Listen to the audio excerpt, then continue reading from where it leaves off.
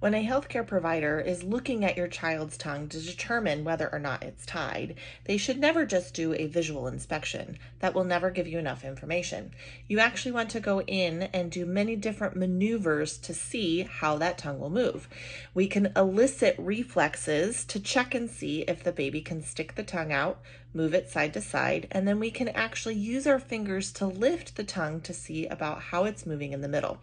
So normally a healthcare provider will rub on the gum line to see if baby's tongue follows.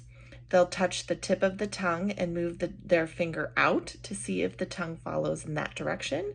And they'll touch on the sides to see if the baby's tongue will follow.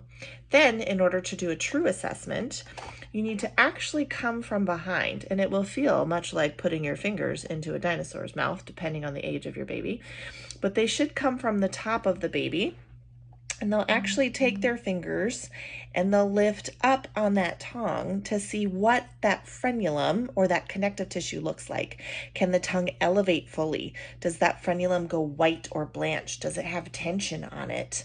Does it look short or thick, or does it pull on the floor of the mouth? To actually tell you whether the tongue is tied,